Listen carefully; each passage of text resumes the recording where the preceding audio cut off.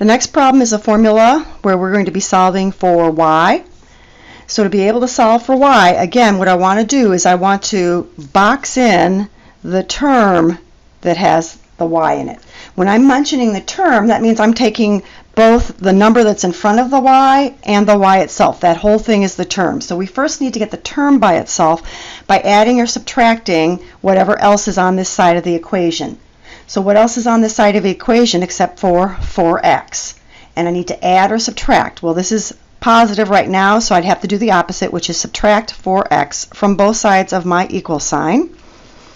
When I do that, these 4x's on the left cancel out, and I'm left over with the 5y. And on the right side, I'm going to rewrite this. These are not like terms. I cannot combine them together, but I'm going to write the variable first and then the constant. So I write the variable term first, then the constant.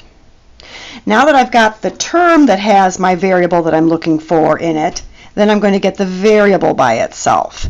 So now I'm going to either multiply or divide. In this case, I'm going to be dividing because 5 is being multiplied times y, so I want to do the opposite, which is division. And whatever I do on the left side, I have to do to the entire right side. So I need to divide everything by 5 on the right side.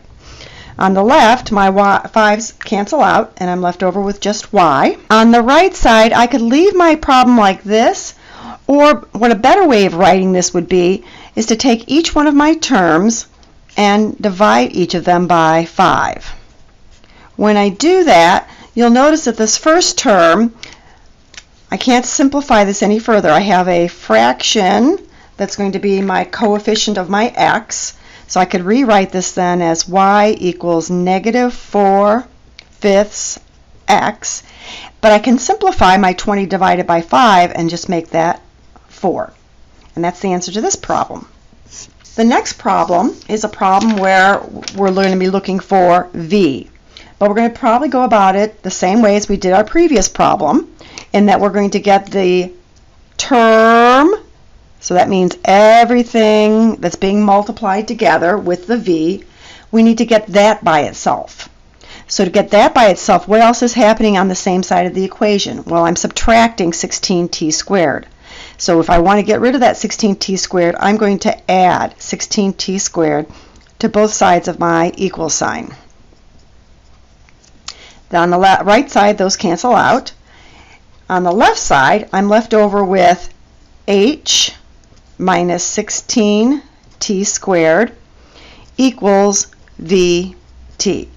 Now I have the term with v in it by itself. Now I need to get v by itself. What's happening between the v and the t? It's understood to be multiplication.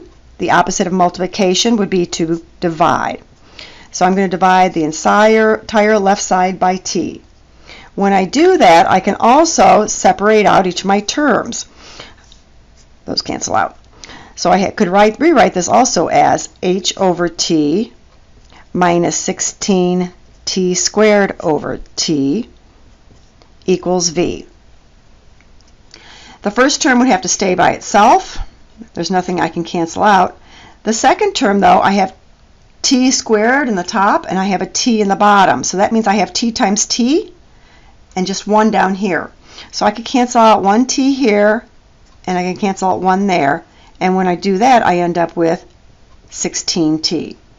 So there's two answers to this problem. Neither one of them looks particularly better than the other. This is the simplified version where I've canceled out my t's in the second term. The other one that we had was h minus 16t squared over t. I would think that either one of these answers would be sufficient.